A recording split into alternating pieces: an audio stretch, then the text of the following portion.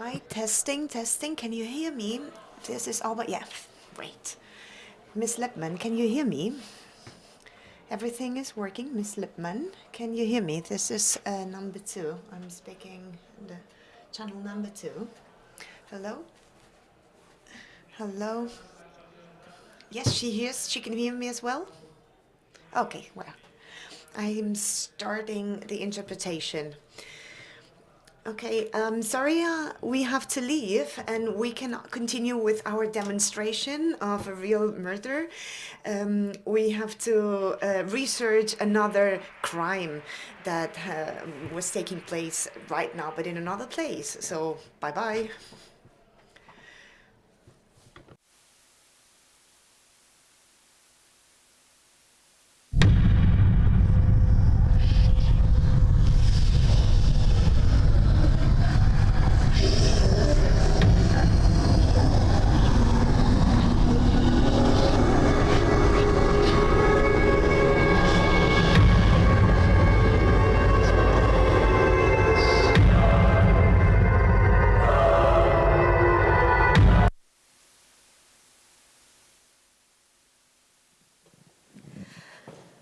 Hola, molt bon... Good afternoon again. Welcome to the new people joining us here in the audience. We are going to have simultaneous translation, English in channel number 2, Spanish and Catalan in channel number 1. This afternoon, we are going to talk about the double life, doppelgängers. We've referred to doubles, to doppelgängers. We've referred to these living another second life in very different perspectives. Doppelgänger is actually a German word. It's an evil double or an evil twin that's with us, that has been with us and will be with us throughout our lives. And this is somehow like Jekyll and Hyde. We're not that bad and we're not that good. But very often we would like to be someone else. Sometimes we would like to have a twin, right? And this is exactly what happens to Maddie, the main character of Laura Lippman's novel, one of the greatest voices of the North American noir, with The Lady of the Lake. I'm sure you've seen this series in Apple with Natalie Portman and Lupita Nyong'o. It's about a mom and a perfect wife that leaves everything behind to become a journalist and research what happens with a disappeared woman. This is racism, sexism, and class struggle of the United States in the 60s, what she's talking about. The 3 women main characters of 3 very elegant thriller by Dror Mishani from Israel would maybe like to be someone else. We have a teacher starting a new life, a Latvian caregiver, and a university and an undergraduate meeting a man ghoul, who's not actually what he claims to be. Maybe it's his own doppelganger. We're going to have the moderation of Mònica Planas. She's a journalist and a TV critic. Join me in giving them a huge round of applause.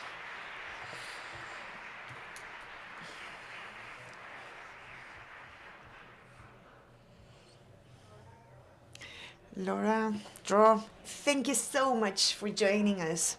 It's not the first time in Barcelona, right? La teva tercera vegada? For me, it's the first time. La primera vegada. Yes. Molt bé, us coneixíeu? Had you met before? This is the first time. Yes, exactly. Molt bé, perfecte. Great. The background here in this talk is Doppelgänger, the creation of a main character to drive your stories is just the structure, or is the construction of your own doppelganger? With a meditation on that moment as an adult when you meet someone that you've known when you were very young, and they remind you of everything you thought you were going to be. You know, like you're a teenager, like, I'm going to do all these wonderful, amazing things.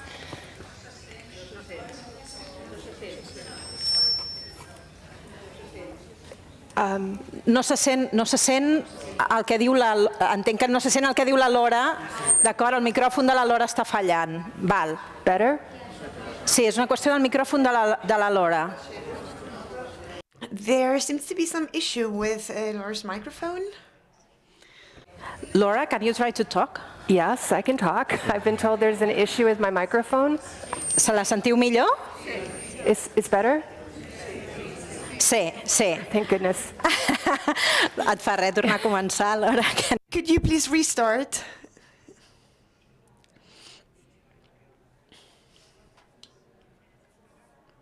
Millor així. I think so. Okay, thank you. We tell ourselves we're going to be all these amazing things when we grow up.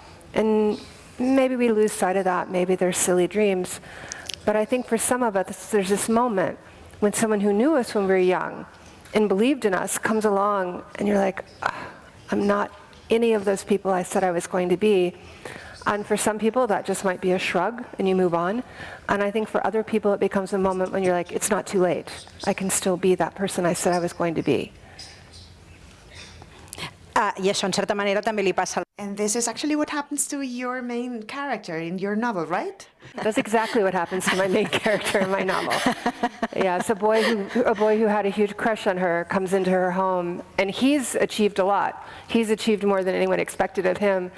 And it's the 1960s, and it's not surprising to be a woman who's a wife and a mother without a job, but she feels it very keenly that she's somehow fallen short of the mark, and she sees that it's not too late. She's not quite 40. She still has a chance to change.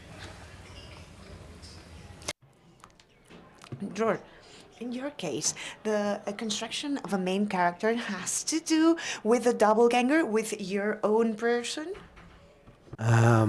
With Dress, this novel that we're talking about here, it was very strange and very different because I wrote 3 novels before that with a character, a detective that is more or less my double. En parlarem, eh? What? We will talk about it. And in this novel, I wrote, my 3 protagonists were women, and the guy was a protagonist that I didn't want to identify with. He was, there was a moment that I even tried writing from his own perspective, and I didn't want to be in his skin. So I rather think that he's not my double, this particular protagonist. And in a way, it was strange and interesting to write a novel where I don't have an exact double in the narrative. But maybe to find the double, maybe finding your double in someone from another sex can be interesting, no? What it means to be in the skin of a woman, 3 women in this case, to tell a story from the perspective of a man. Yes, exactly. And so, the double is maybe, it's far, than I'm used to.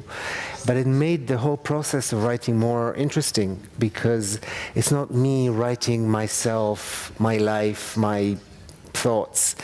It's trying to understand and identify with somebody who might be close to me in different ways, but that is certainly not me. And that was part of writing this book, trying to imagine an experience that couldn't be mine because it's a vulnerable situation that the characters are in that I couldn't be in, not in the same way. Lauren, you're a journalist and a writer. So again, we have a doppelganger here. Very interesting. There's this duality, 2 very different jobs, but one takes from the other. Yes, I started as a journalist, and I left that behind in 2001 to become a novelist full-time and was really happy for that change. Yeah, is there a duality? I mean, to me, the duality in Lady in the Lake is very much Maddie and Cleo, because this is a book set in a time when no one ever talked about having it all. No woman in 1966 said, oh, I want to have it all. So one woman is in pursuit of career success, ambition. She wants to matter in a very traditional, conventional way. And the other woman is interested mainly in love. And so they're meant to be the two sides of that coin, written at a time when women felt keenly that you could have one or the other. Both seemed like a lot. Both still seems like a lot, I have to admit. Dror, 3 starts with one of the characters going into an online dating site. These apps, social network, is this maybe the perfect place to build a doppelganger, another personality of characters?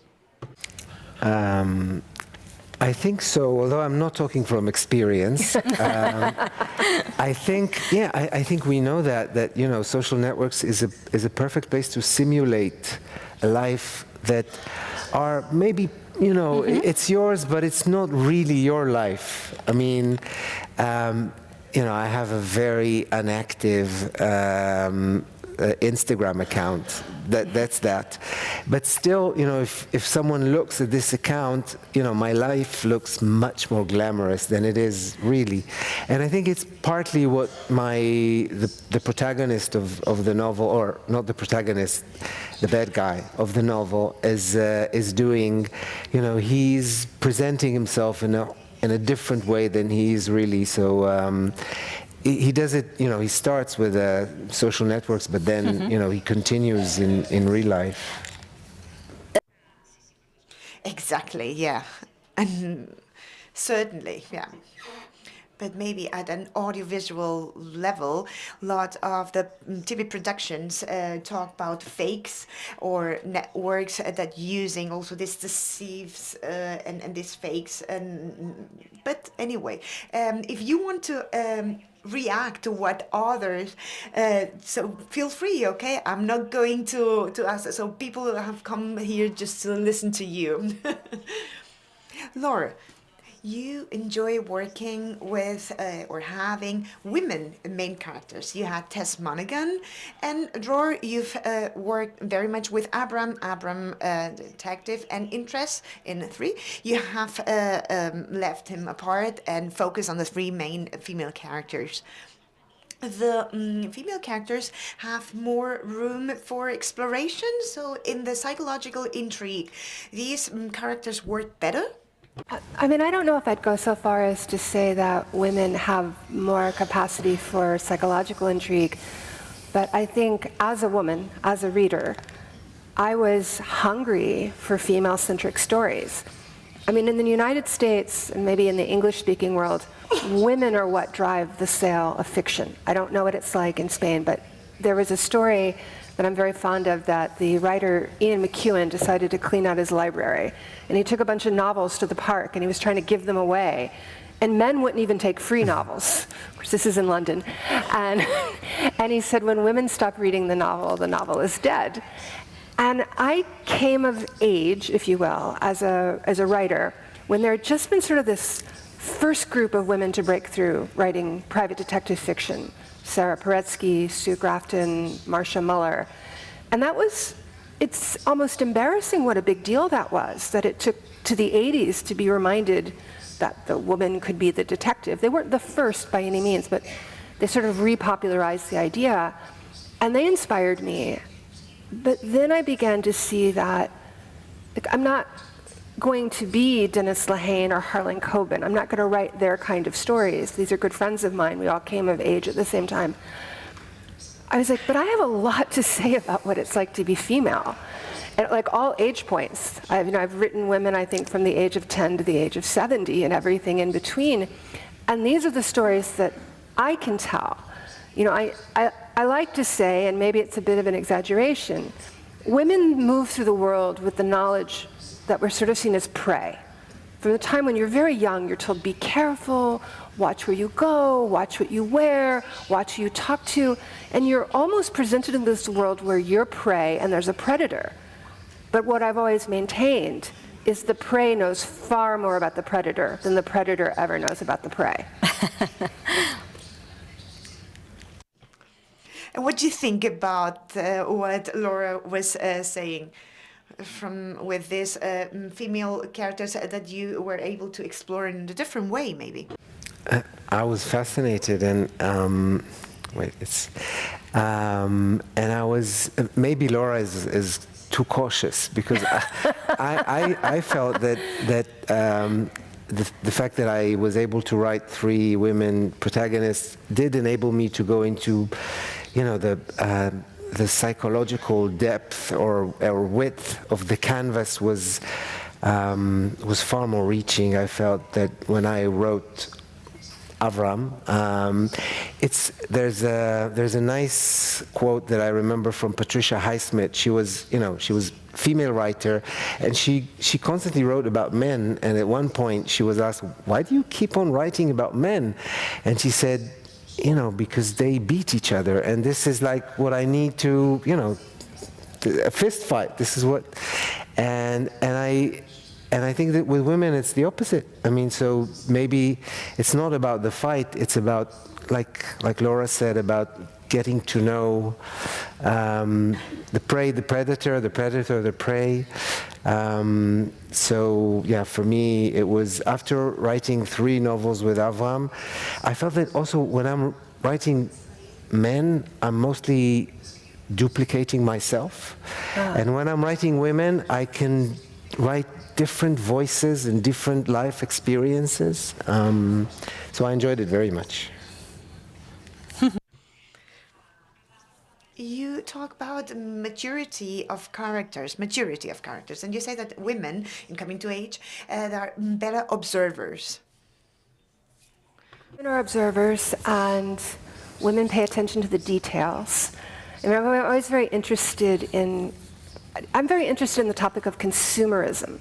And women are a great vehicle through which to examine consumerism, because women are the main drivers of what a typical household buys. And there's so much you can learn from what a character is wearing, what kind of groceries they're buying, what sort of meals they're preparing.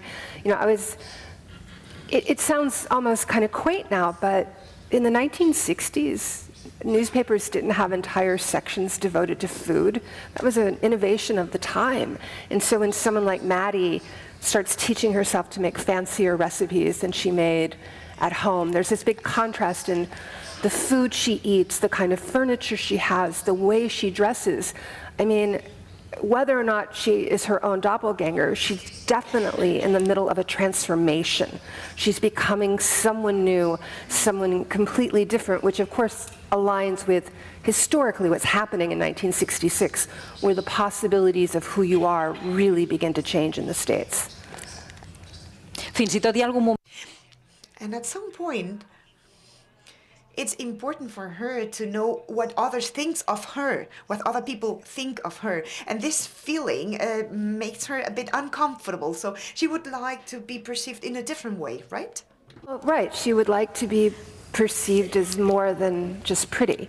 She's a woman who's coasted on beauty for a long time. It was a rather uncomfortable moment. I went to talk to a group of college students about this book, and one of them said to me, "You seem obsessed with beautiful women. Why is that?" And sort of the implication was that, is this something you don't know very much about? I thought that was an interesting question.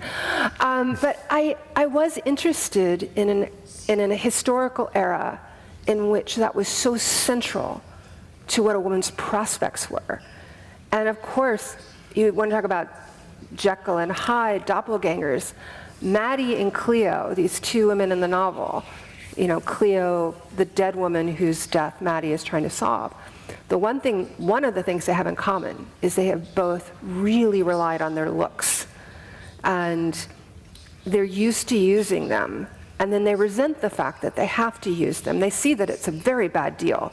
I mean, that's a currency that runs out eventually. And they're both women who are facing this idea of, I've taken this about as far as I can go. What's my next act? What can I do now that's more than just how men feel about my looks? And in your genre, in also this crime fiction, crime novels, descriptions have a key role. Do you think that descriptions have the skill to cut the audience, to cut the readers in this capacity to describe situations, characters, the atmosphere created in a specific moment? Do you think that this is the moment to cut the audience? I'm not sure I understood. I think I do. Yeah. I mean, so we live in a post-cinematic world. Sí, exacte. Where most of our readers are used to television and film where there doesn't have to be any description. And then when they encounter description on the page, some readers do resist it.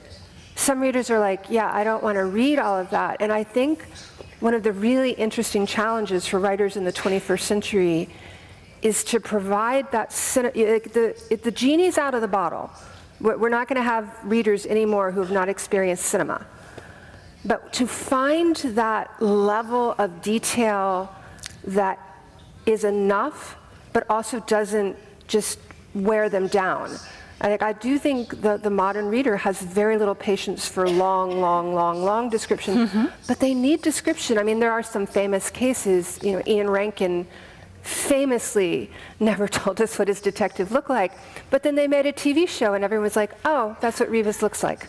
So yeah, it's a really interesting challenge as a writer to figure out, and it's not just description, it's sometimes history. Like my editor's always saying, that's probably more information about Baltimore than anyone will ever need to know. You can stop that now. Jo crec que tots... I think that you're really skillful in creating the right degree of description to get into an atmosphere. I'll react to what Laura said. I think that one of the ways that literature can deal with this, you know, the cinematic or, you know, the inflation of television shows that our readers are, you know, experiencing is what you don't have in television, or you normally don't have in television, is the detailed description of inner life. And I think that this is what literature can do, and when it does well, it's wonderful. And I think that this is, in a way, you know, I don't have any descriptions of the three women or of the men in the book. What I'm trying to have is a very, very detailed description of all their emotions.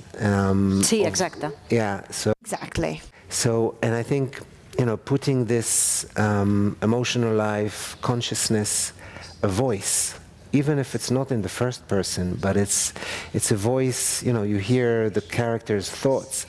This is what literature, this is the kind of description that literature can bring to the readers. I read a quote from you that you said in an interview, I'm ashamed to admit that I feel pleasure in describing horror or fear.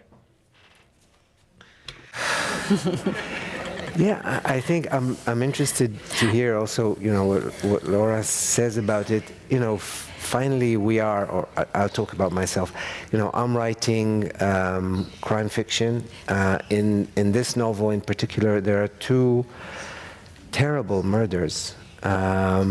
Murders of characters that I loved very, very much. This was partly why this book was very difficult to write, because normally when you write a classic detective novel, you know, there's a body in page 10, 20, and you yourself as a writer, you are not attached to this character very much because, you know, you just started writing normally and you don't know a lot about this character. But in this novel, you know, I turned the structure upside down in a way, and I spent you know, 3, 4, 5 months with each of these characters, and then I killed them.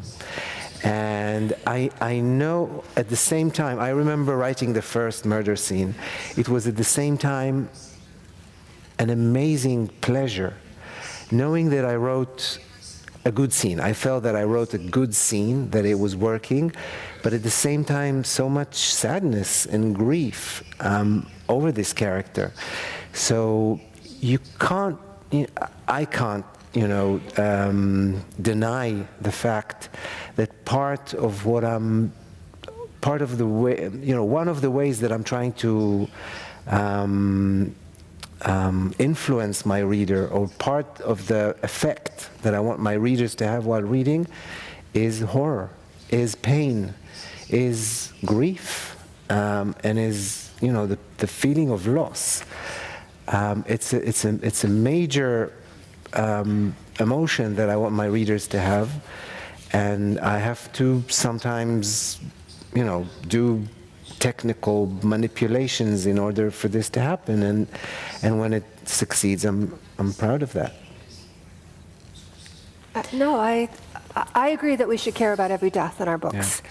And when I began writing, it was the mid to late 1990s, and there was definitely a tradition in American crime fiction, speaking only for American crime fiction, where people thought the way to up the ante was to up the body count. And the idea was, though, and it wasn't even about the people who died, it was about the investigator, which struck me as being extremely backwards. It should be the people who die that matter in a crime novel. And we had this series of books where it was like, it was a serial killer, and he killed more and more, and he had some creepy signature. And what the book was really about was, well, 20 sex workers are dead, but the detective went home and hugged his daughter, so it's a happy ending. And I was really writing in reaction to that. I was like, no, fewer deaths, but deaths that the reader feels. I really identify, with what Laura says. I mean, I'll say not about American crime fiction, but there was a trend. I hope there are no Scandinavian writers around. There was a trend in Scandinavian crime fiction to open the book with, the most gruesome murder, and this was supposed to buy you readers. And when I opened these novels, I immediately closed. Why would you want to read that? If you are interested in good crime fiction, this is what I think. You really want to get to know the people who are victims, the people who are sometimes the murderers themselves. But you want to know why they did what they did, and what made them prey and predators. This is what a good crime novel is about. Absolutely.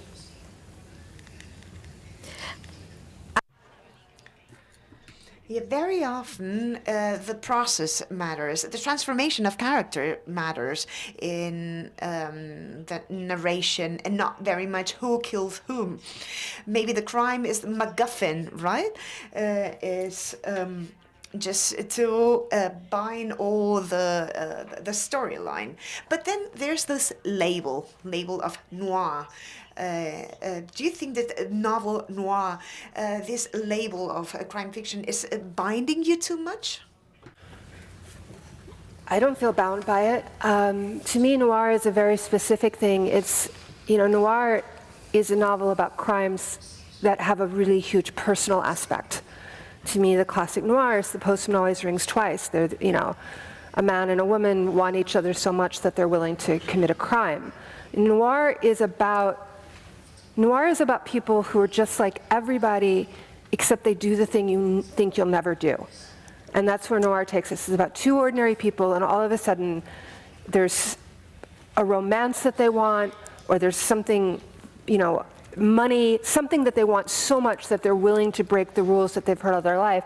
And that applies to a lot of crime novels, not all crime novels. I think it's used slightly differently in the States than it is perhaps here.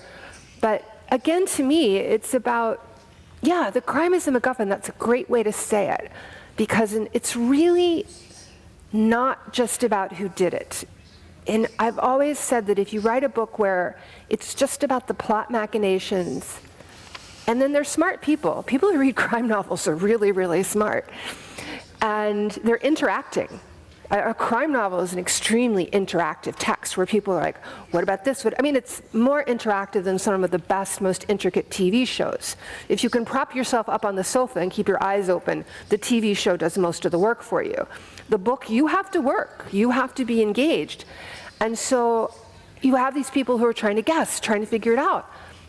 And you have to think about that reader who does guess, You have a reader who's like a third of your way through the book and like, oh, I know what happened. Well, why would they keep reading?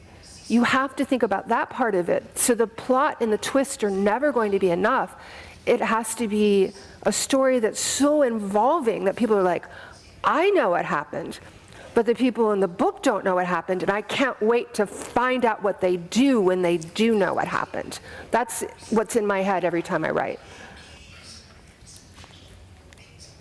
Yeah, I don't feel it's binding at all. I'm very proud to be a part of this, you know, glorious tradition of crime fiction from Edgar Allan Poe through Patricia Highsmith until, I don't know, Leonardo Sciascia, for example. It's so vast, and there's so many opportunities and possibilities, and you can investigate a society, you can investigate the human soul, you can investigate, you know, metaphysical question like Sciascia did. So, and you know, being an Israeli writer, you know, it might be a bit different being an American writer, but being an Israeli writer writing in Hebrew, I could have chosen to, I couldn't have chosen because, you know, this was, it was given to me, but I could have chosen two drawers, like the Israeli writer drawer, you know, with writers that I appreciate, like Amos Oz and A.B. Yoshua, they're great writers, and then being expected to write about Israeli society and the conflict and the Holocaust, and being in the drawer with Laura and with Patricia Highsmith and with Edgar Allan Poe and with, you know, Georges Simenon and writers that I admire, and write about questions that I'm not less interested in, questions that we dealt with, and I you know, I choose the second drawer without hesitations. It's a good drawer. I'm glad I'm in there too.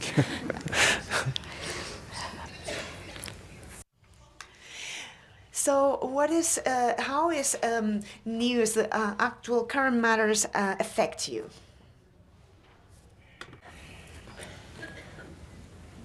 You know, it's a tricky thing, the news of actual murders. I was a reporter for a long time. It can make you kind of hard and tough. I think having left newspapers behind and become a parent, I'm a little more tender.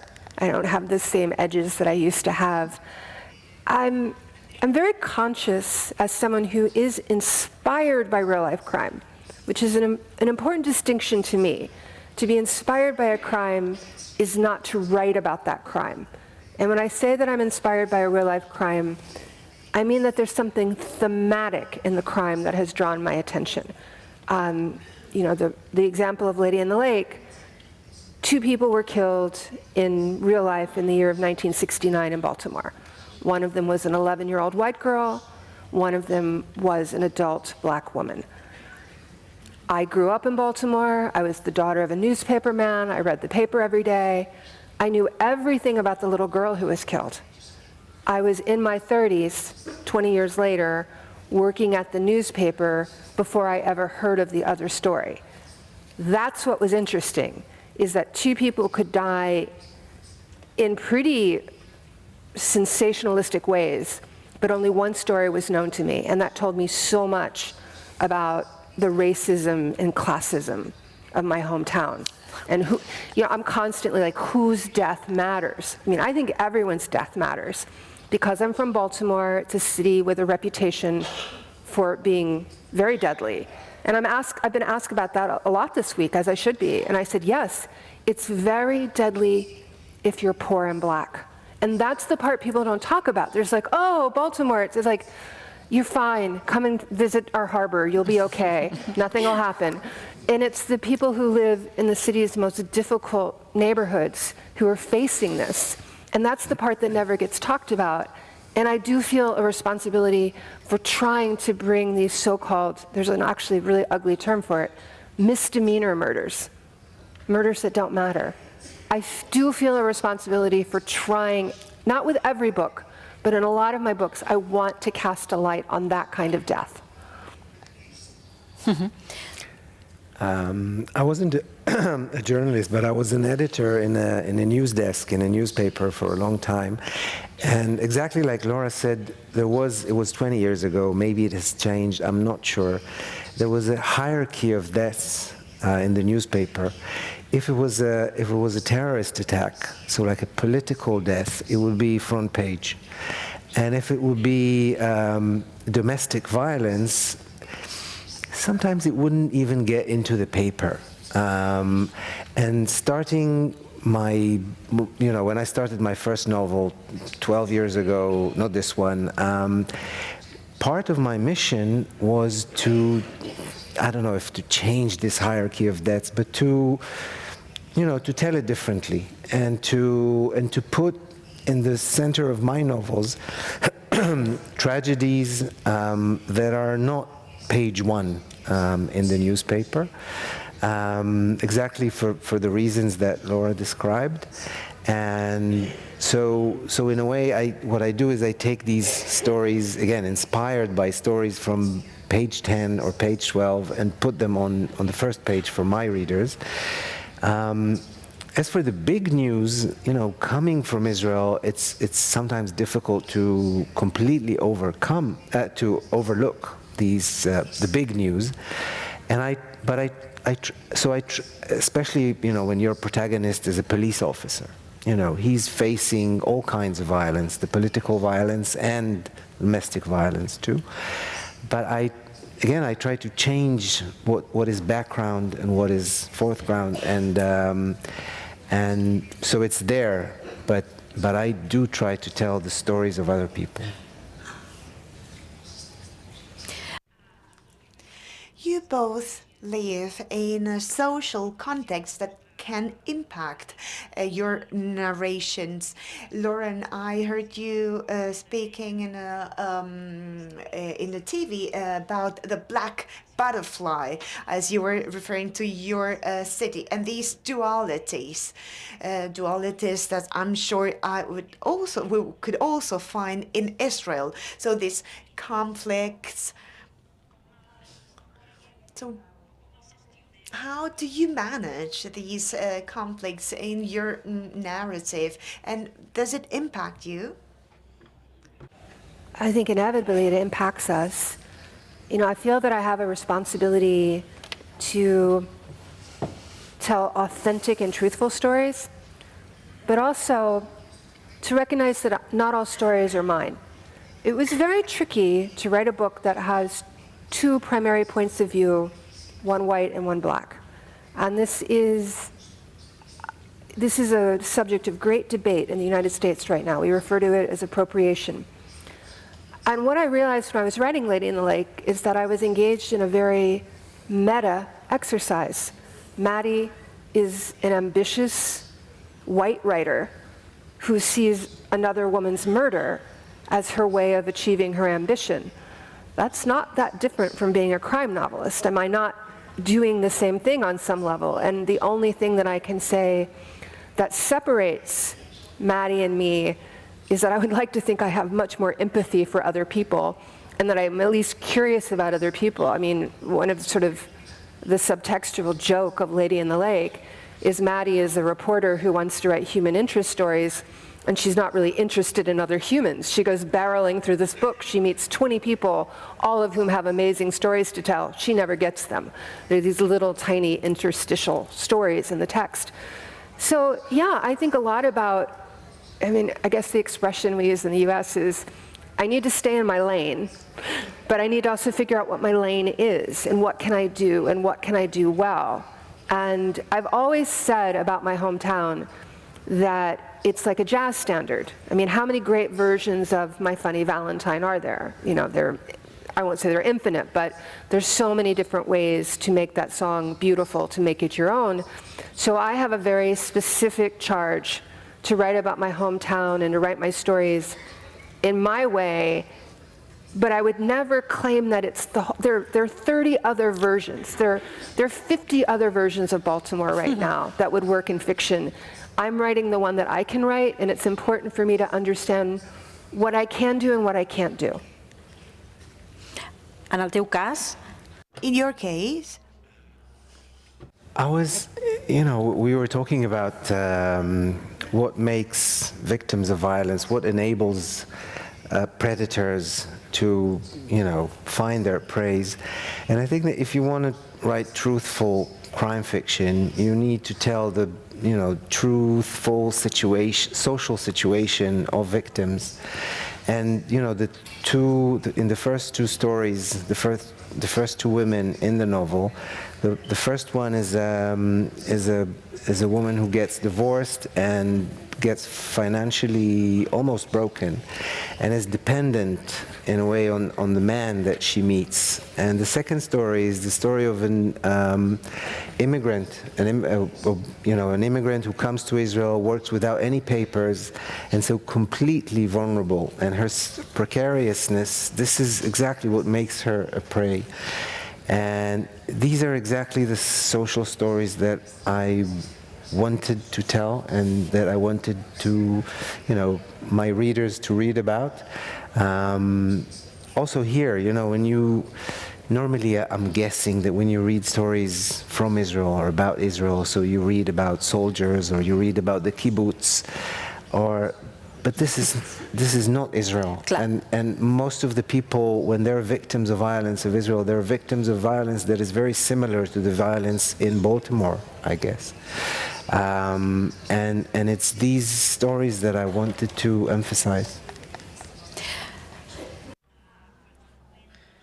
Just a moment ago, before we started our talk, we said that 3 is going to be adapted into a TV series, and the set is going to be different. So from Israel, you will be moving to the States.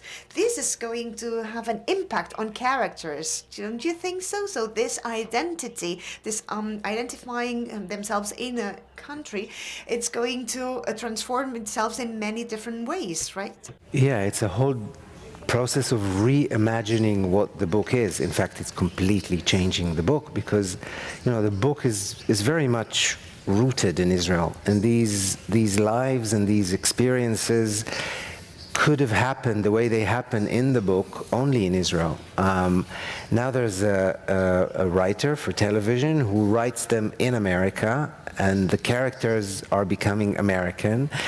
And so he really needs to imagine that, and the questions that he's asking himself are exactly, for example, social questions. He was wondering, he still didn't decide, I think, in what place in America exactly to locate the story. And his decision where, what location it's going to be, decides, who is a caregiver in these places. I mean, who is a caregiver in Dallas, Texas, and who's a caregiver in New York, for example. So yeah, it's a whole, it's reinventing the story. It's not going to be my story because I couldn't write stories about America and about people who live in America. Just, fantasy, but not real social stories. So we only have 5 minutes left. How is literature in your own countries? Very often here in Spain, when we talk about literature, then we start about the discussion that people read very few, or at the end they only look series and shows. And so do you also refer to that in your own countries, about people reading very few? I mean, reading is not as robust as it was. I mean, what's sort of interesting in the United States is during the pandemic, book sales went way up. And there actually is a hunger. And what's interesting is there's a hunger among young people when you have people like my daughter's age who've never known a world without screens. A book feels like a wonderful respite.